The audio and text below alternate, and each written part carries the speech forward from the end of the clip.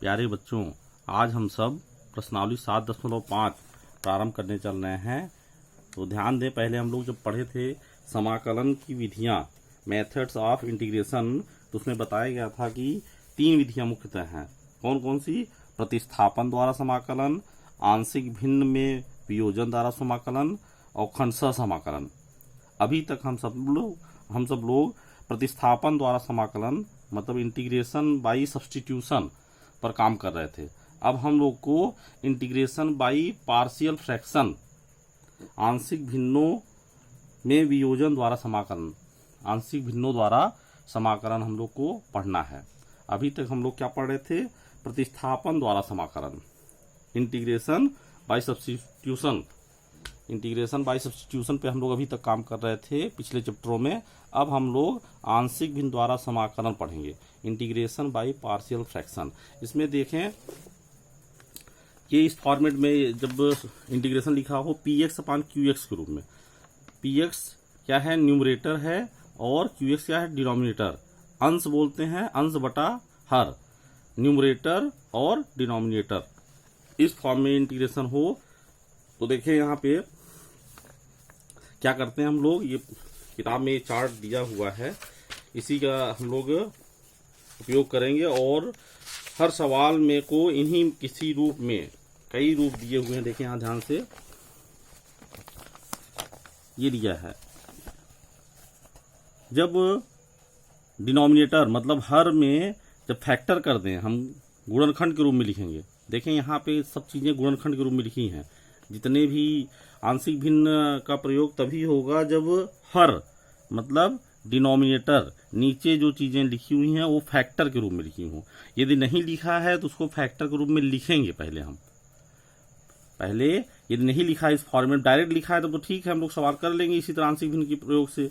यदि नहीं लिखा है और उसका फैक्टर हो सकता है तो हम लोग फैक्टर करेंगे पहले, उसका हम लोग पहले फैक्टर करेंगे। तो देखें यहाँ पे ऑलरेडी फैक्टर के रूप में दिया है, तो क्या लिखेंगे? a upon x minus A plus B upon x minus B. यहाँ पे देखें, यहाँ x की घात कितनी थी? 1 थी। यहाँ x की घात 1 थी, तो दोनों को a अपान एक्स माइनस ए और plus b upon x minus B के रूप में लिख दिया गया। अब यहाँ पे देखें px plus Q upon x minus a का स्क्वायर, होल स्क्वायर लिखा है। तो यहाँ पे 2 बार चीजें करनी है, a upon x minus A plus B upon x minus a का होल स्क्वायर। ये ध्यान देना है। देखें यहाँ पर x माइनस ए 2 बार लिखा है, एक तरह से x माइनस ए इंटू एक्स माइनस ए। तो जब सेम चीज 2 बार लिखी हो तो एक बार a अपान एक्स माइनस ए लिखते हैं plus b upon x minus a का होल स्क्वायर लिखते हैं। ये ध्यान देने की बात है, यहाँ होल स्क्वायर ध्यान देंगे। देखें P x square plus Q x plus are upon x minus A x minus B x minus C. देखें सबकी घात 1 है, तो अलग अलग जैसे यहाँ किए थे, पहले वाले में किए थे, उसी तरह कर देना है बस। a upon x minus A plus B upon x minus b plus c upon x minus c. जहाँ ए बी सी क्या है? ये सब आर्बिट्री कांस्टेंट है। देखें P x square plus Q x plus are upon x minus a का whole square 2 बार हो गया यहाँ पे, जैसे इस वाले में था। तो वही सेम चीज यहाँ भी होनी है। देखें यहाँ पे क्या हुआ था, 2 बार था, तो एक बार a अपान एक्स माइनस ए लिखे थे, दूसरी बार b upon x minus a का होल स्क्वायर लिखे। तो वही सेम चीज यहाँ भी होगी, a अपान एक्स माइनस ए प्लस b upon x minus a का होल स्क्वायर। और देखें इसके लिए तो हम लोग लिख दिए। अब ये क्या है? ये लिखा है एक्स माइनस बी, सिंगल लिखा हुआ है, इसकी घात क्या है? 1 है x की। तो यहाँ पर c अपान एक्स माइनस बी कर दिए। देख लें, परेशान होने का अवस्था नहीं है, एकदम सेम चीज, वही चीजें हो रही हैं जो ऊपर हुई हैं। यहाँ देखिए p x square plus u x plus are upon x minus a, यहाँ देखिए 1 बार लिखा गया है, एक्स की घात कितनी है? 1। तो सिंपली हम लोग ये अपान एक्स माइनस ए कर दिए। इस वाले में देखें द्विघात समीकरण लिखा, द्विघात बहुपद लिखा हुआ है, बहुपद लिखा हुआ है द्विघात, जिसमें एक्स की घात कितनी है? 2 है। तो 2 जब घात होती है तो हम लोग क्या करते हैं? ये नई चीज यहाँ पे है, अभी तक नहीं यूज हुई थी। यहाँ देखें एक्स स्क्वायर लिखा हुआ है, तो एक्स स्क्वायर जब लिखा होता है तो क्या करते हैं? बी एक्स प्लस सी कर देते हैं, बी एक्स प्लस सी लिख देते हैं। ये ध्यान देना है, जब एक्स स्क्वायर होता है तो बी एक्स प्लस सी के अपान में लिखा जाता है ये। और यहाँ एक्स माइनस ए का होल स्क्वायर होता था, तो एक बार एक्स माइनस ए के लिए लिखते थे और एक बार एक्स माइनस ए स्क्वायर के लिए लिखते हैं।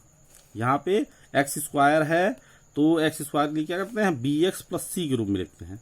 देखें जब प्रैक्टिस करेंगे बार बार तो वो देखते ही सवाल हम लोग समझ जाएंगे किस रूप में तोड़ना है, ब्रेक करना है।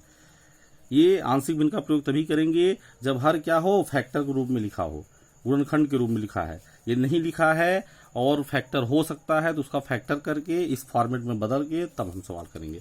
तो देखें प्रश्नावली प्रारंभ करते हैं हम लोग। ये देखिए प्रश्नावली है हमारी 7.5।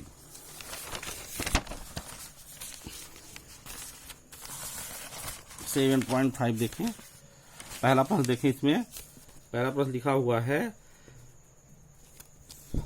Integration of x upon x minus 1 plus into x plus 2। अब देखें यहाँ पे स्टैंडर्ड फॉर्मेट में लिखा हुआ जो होना चाहिए, तो यहाँ क्या लिखेंगे, इसको a upon x minus x plus 1 और प्लस b अपान x प्लस 2। यहाँ x प्लस 1 था, x प्लस 2 था, तो इसको a upon x plus 1 plus b upon x plus 2 के रूप में लिख दिए। अब हमारा उद्देश्य है यहाँ a और b का मान ज्ञात करना, गुणांकों की तुलना करके या अचर पद या x के गुणांकों की तुलना करके हम लोग a और b का मान ज्ञात करेंगे। तो देखिए कैसे करते हैं। यहाँ क्या हुआ, लघुत्तम ले लिए, लघुत्तम हो गया, इससे इसको भाग देंगे, जो बचेगा उसका ऊपर गुणा करते हैं। लघुत्तम लेना सब लोग जानते हैं, लघुत्तम लेके सरल कर रहे हैं। ये दोनों तरफ से हर कट गया, तो x बराबर क्या हो जाए, a इंटू एक्स प्लस 2 और plus b into x plus 1। तो a का अंदर गुणा कर दिए, b का अंदर गुणा कर दिए, सरल कर लिए, x वाले को एक साथ लिख लिए। यहाँ x दिख रहा है, यहाँ x दिख रहा है, x कॉमन ले लिए, तो a प्लस b हो गया और प्लस 2a प्लस b है ये। तो x के गुणांक और अचर पद की तुलना करने पर, x के गुणांक और अचर पद की तुलना करने पर क्या प्राप्त हो रहा है, देखें यहाँ x का गुणांक कितना है, 1 है। यहाँ x का गुणांक कितना है, 1 है। x का गुणांक कितना है, 1, और यहाँ x का गुणांक क्या है, a प्लस बी। तो a प्लस बी कितना हो गया, 1 हो गया। यहाँ पे देखें अचर पद कितना है, 2a प्लस बी है। यहाँ अचर पद क्या है, कुछ नहीं दिख रहा है, मतलब 0 है। 2a प्लस बी क्या हो गया, 0 हो गया। सरल कर रहे हैं, 2a बराबर क्या हो जाएगा, माइनस बी हो जाएगा।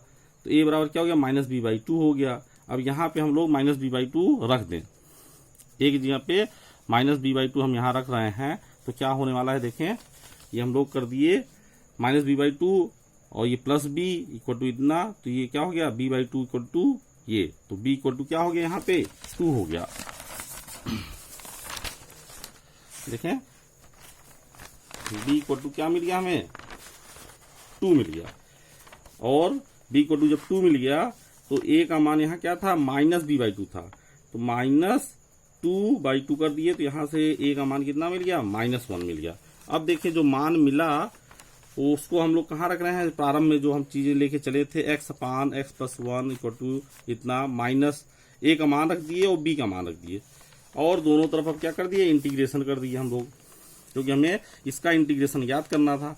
अभी तो हमने केवल इसको इस रूप में तोड़ा है, 2 पार्ट में तोड़ा है, a upon x plus 1 plus b अपान इसके रूप में, और हल करके a b का मान निकाल लिया। अब ये इसके बराबर हो गया है। अब इसका इंटीग्रेशन करना था, इसका इंटीग्रेशन करना था, इंटीग्रेशन कर रहे हैं हम लोग। इंटीग्रेशन करने के बाद देख रहे हैं ये क्या है, -1 कॉमन है, बाहर हो जाएगा, यहाँ 2 कांस्टेंट बाहर हो जाएगा, तो क्या हो रहा है, अब 1 अपान एक्स के रूप में आ गया समाकलन। फार्मूला सब लोग जानते हैं, तो log x होता है, तो मॉड में x को हमेशा मॉड में लिखते हैं। क्यों लिखते हैं, क्योंकि log क्या होता है, सदैव धनात्मक संख्याओं के लिए परिभाषित होता है, तो अंडर रूट मॉड के अंदर हमेशा लिखना होगा। तो ये देखें फार्मूला होता है इंटीग्रेशन 1 अपान एक्स, क्या होता है, log x होता है, log ऑफ मॉड x, ये मॉड x के रूप में लिख दिया गया। और कांस्टेंट जोड़ दिया गया, कांस्टेंट ऑफ इंटीग्रेशन समाकलन का अचर जोड़ दिया गया है यहाँ पे। देखें अब देखें log a माइन इन ये b के रूप में लिखा, ये देखिए पहले इसको बाद में लिख दिए, इसको पहले लिख लिए, इसको पहले लिख लिए, यहाँ 2 लिखा हुआ देखें, तो 2 क्या होता है, घात, ये मल्टीप्लिकेशन के रूप में यहाँ लिखा है, तो ये कहाँ हो जाता है, घात पे चला जाता है, तो ये कहाँ चला गया, घात पे चला गया, और इसको हम लोग यहाँ लिखे हैं प्लस c, तो क्या हो गया, log a minus log b के रूप में लिखा है, तो log a minus log b क्या होता है, log a अपान b होता है, और ये c लिखा हुआ है। अब देखें दूसरा प्रश्न देखें, integration of 1 upon x square minus 9, इसको क्या लिख सकते हैं, 9 को 3 का स्क्वायर लिख सकते हैं, एक में प्लस एक माइनस हो जाएगा, a का स्क्वायर माइनस b का स्क्वायर लिखा है, तो क्या मतलब होता है, a प्लस बी और a माइनस बी। तो इसको हम लोग फैक्टराइज कर रहे हैं, या फैक्टर के रूप में नहीं लिखा था, फैक्टराइज कर रहे हैं हम लोग, गुणनखंड के रूप में लिख रहे हैं। तो देखें फिर वही चीज हो गई, a अपान एक्स प्लस 3 लिख लिए और b अपान एक्स माइनस 3 लिख लिए, लघुत्तम लिए, सरल किए और देख रहे हैं ये इसको काट दिया गया है को, तो 1 इक्वल टू क्या बचा, ax minus 3a plus bx plus 3b। अब इसमें से x को एक साथ रख लेते हैं, x वाले टर्म को, तो यहाँ x कॉमन दिख रहा है, तो कॉमन लेने के बाद क्या बचा, a बचा और प्लस b बचा, और फिर अचर वाले को एक साथ लिख लिए यहाँ पे। तो फिर उसके बाद लिख रहे हैं x के गुणांक और अचर पद की तुलना करने पर, तो यहाँ x का गुणांक कितना है, a प्लस b है, यहाँ x का गुणांक क्या है, 0 है, यहाँ x नहीं दिख रहा है, तो x का गुणांक क्या हो गया, 0 हो गया। अब देखें अचर पद यहाँ माइनस 3a प्लस 3b है, यहाँ अचर पद कितना है, 1 है, तो ये 1 के बराबर लिख दिए। अब a का मान यहाँ से क्या प्राप्त हो गया, माइनस b, तो यहाँ माइनस b रख देते हैं एक जगह पे माइनस b रख दिए, हल किए, b का मान कितना आ गया, 1/6 आ गया। जब b का मान 1/6 आ गया तो यहाँ 1/6 रख दें, तो a का मान कितना हो गया, -1/6 हो गया। अब देखें तो मेन सवाल हमारी ये थी, इसका इंटीग्रेशन करना था, तो जिसको हम लोग तोड़े थे a अपान इसके रूप में, b अपान इसके रूप में, तो अब हम लोग समाकलन कर दे रहे हैं। समाकलन करने पे क्या मिल गया, 2 पार्ट में सवाल टूट गई है, तो -1/6 कांस्टेंट है, बाहर आ जाएगा, और यहाँ भी 1/6 कांस्टेंट है, बाहर आ गया। तो क्या हो रहा है, अब देखें फिर वही चीज हो गई, इंटीग्रेशन ऑफ 1/x के रूप में आ गया, इंटीग्रेशन 1/x के रूप में आ गया। तो क्या होता है, log mod x होता है, log mod x लिख दिया गया।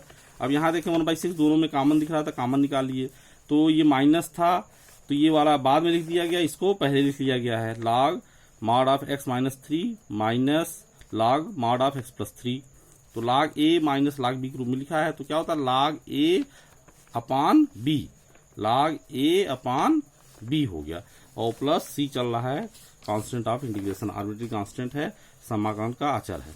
अब देखिए तीसरा प्रश्न देखें, तीसरा प्रश्न देखिए क्या है, इंटीग्रेशन ऑफ, हमको इसका इंटीग्रेशन करना था, तो इंटीग्रेशन हम लोग यहाँ फैक्टर के रूप में देखें ऑलरेडी लिखा हुआ है, तो हमें फैक्टर करने की आवश्यकता नहीं है, सीधे क्या कर दी, a upon x minus 1, b upon x minus 2 और c अपान x माइनस 3 के रूप में लिखे।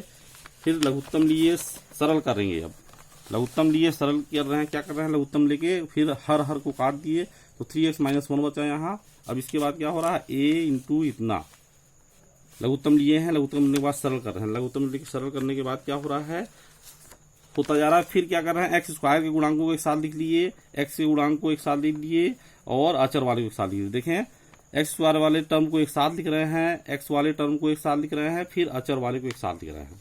फिर क्या लिखेंगे, एक्स स्क्वायर और एक्स के गुणांकों की तुलना करेंगे और अचर पद की तुलना करेंगे। एक्स स्क्वायर का एक्स स्क्वायर के साथ तुलना करेंगे, एक्स के गुणांक की तुलना एक्स के गुणांक से करेंगे, और अचर पद, इधर का अचर पद की तुलना इधर के अचर पद से करेंगे। तो देखिए यहाँ पे मिला है एक्स स्क्वायर का गुणांक, यहाँ क्या लिखा है, a प्लस बी प्लस सी लिखा हुआ है, और यहाँ एक्स स्क्वायर का गुणांक क्या है, नहीं दिख रहा है, यहाँ स्क्वायर नहीं दिख रहा कहीं पे, तो एक्स स्क्वायर गुणांक क्या हो गया, 0 हो गया, मतलब a plus B plus C equal to क्या हो गया, 0। अब यहाँ पे एक्स का गुणांक क्या है, -5a minus 4b minus 3c, और यहाँ एक्स का गुणांक क्या है, 3 है, तो इसके बराबर 3 हो गया। अब अचर पद क्या लिखा है, 6a plus 3b plus 2c, यहाँ अचर पद क्या लिखा है, 1 लिखा है, तो इसको इसके बराबर कर दिए। तो इन तीनों समीकरणों को हल कर रहे हैं हम लोग, इन तीनों समीकरणों को हल कर रहे हैं, और हल करने पे हल करेंगे सब लोग, इन तीनों समीकरण को हल करना जानते हैं। 3 अननोन राशियां हैं a b c और 3 समीकरण हैं, तो आसानी से हम लोग हल कर लेंगे।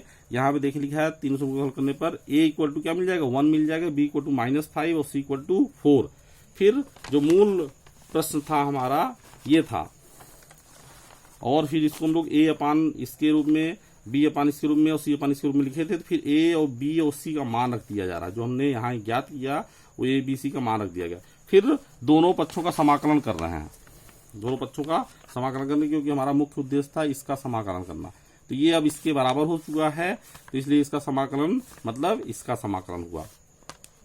तो समाकलन करने पर अलग अलग लिख दिए, 3 पार्ट में सवालें टूट गई, देख लें 3 पार्ट में सवाल टूट चुकी है। तो फिर log mod x के रूप में आ रहा है, ये क्या है, x माइनस 2 लिखा है, फिर वही log mod x हो जाएगा, ये भी log mod x हो जाएगा, और कांस्टेंट ऑफ इंटीग्रेशन जोड़ दिए, अचर जो जोड़ना है समाकलन का उसको जोड़ दिया, आर्बिट्री कांस्टेंट।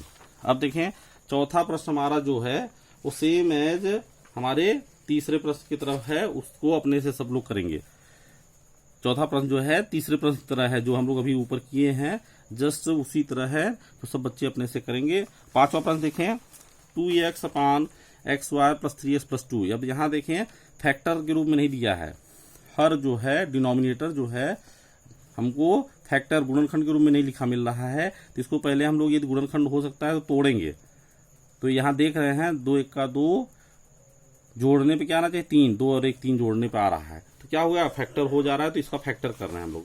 तो गुणनखंड कर लिए, गुणनखंड करने के बाद क्या प्राप्त हो रहा है हमको, जब गुणनखंड किए तो 2x अपान x प्लस 2 और x प्लस 1। अब इसको हम लोग इस रूप में ब्रेक कर रहे हैं, देखें स्टैंडर्ड फॉर्म में आ गया, a अपान एक्स प्लस 2 और b अपान एक्स प्लस 1 के रूप में इसको लिख रहे हैं। जो प्रश्न था वो हमारा अब ये बदल चुका है, इस रूप में बदल चुका है फैक्टर करने के बाद। इसको हम लोग ब्रेक कर रहे हैं दो पार्ट में, a upon x plus 2 plus b upon x plus 1। अब फिर क्या हो रहा है, लघुत्तम लिए, लघुत्तम लेने के बाद ये हर और हर कट गया, तो 2x बराबर क्या बचा, ये बचा।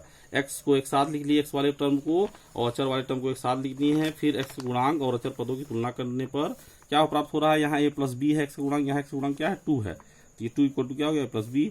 यहाँ अचर पद लिखा a प्लस 2b और यहाँ अचर पद क्या है, कुछ नहीं लिखा है, मतलब 0 लिखा हुआ है, 0 बराबर कर दिए। अब यहाँ से इसको हल कर रहे हैं तो क्या हो रहा है, 2b इक्वल टू जा रहा minus a, b equal to क्या हो गया माइनस a बाई 2, b का मान यहाँ पे उठा के रखा जा रहा है माइनस a बाई 2, तो ये minus a by 2 a by 2 हो गया, तो इक्वल टू क्या हो गया 4 हो गया, a इक्वल टू 4 हो गया, तो यहाँ 4 उठा के रख दिया गया, तो b equal to minus 4 by 2 मतलब माइनस 2 हो गया।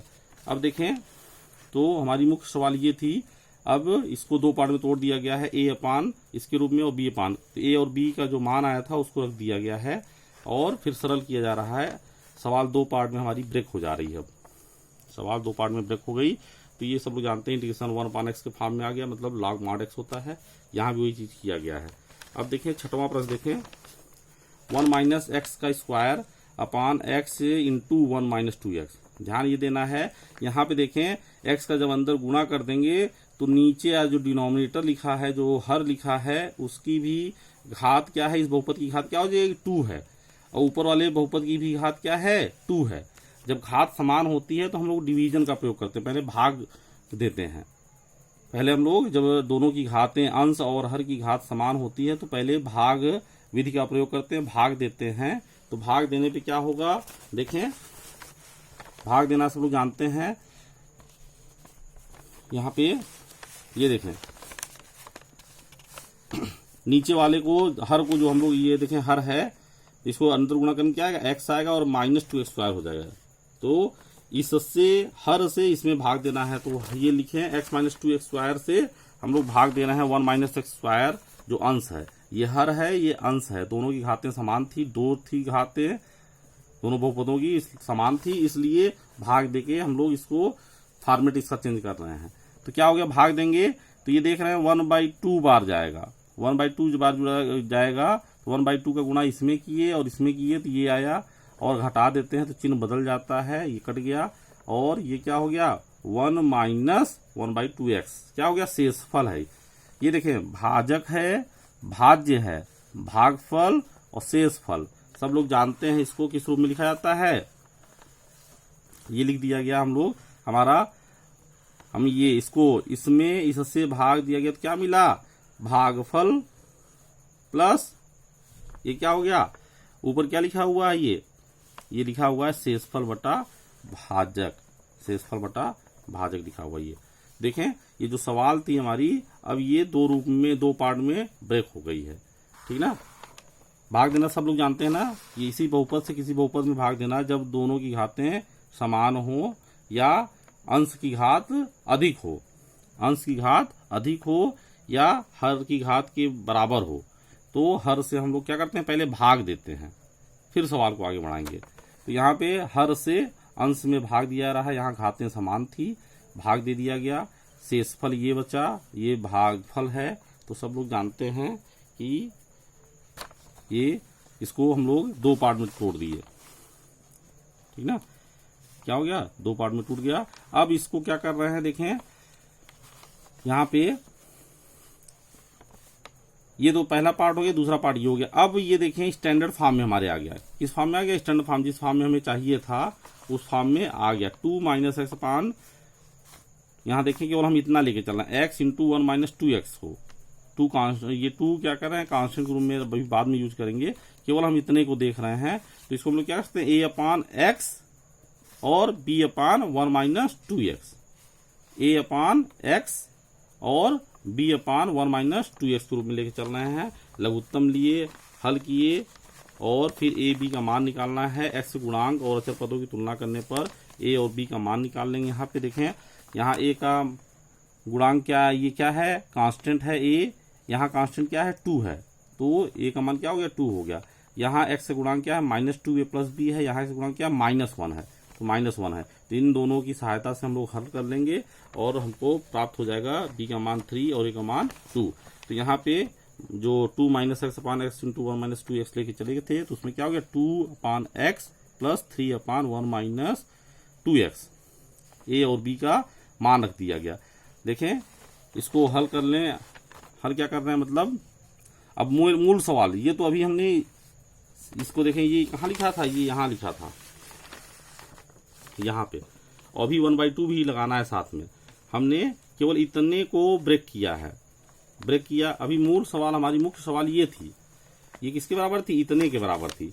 तो वही चीज अब यहाँ पे हम लोग केवल इसका मान लिखने जा रहे हैं। वहां पे पूरे सवाल में मुख्य सवाल जो हमारी थी, देखें इसका मान हमने इतना प्राप्त किया। मुख्य सवाल जो थी ये थी, इसमें क्या था, इक्वल टू 1/2 प्लस ये 1/2 साथ में लिखा हुआ था, इसके साथ में यहाँ 1/2 लिखा हुआ था, तो वही 1/2 यहाँ लिखा है और इसका मान ये हो गया है। तो इसका मान हम लोग यहाँ पे ये लिख दे रहे हैं। अब दोनों पक्षों का समाकलन करना, इसका समाकलन करना था। मूल सवाल हमारी ये इस फॉर्मेट में आ गई। अब तो इसका समाकलन करेंगे तो क्या होगा, 1/2 कांस्टेंट बाहर आ जाएगा, इसका x हो जाएगा और यहाँ 1/2 क्या है, कांस्टेंट है, बाहर ले रहे हैं। फिर इसका समाकलन 2 ये हो गया, इसका समाकलन हो गया।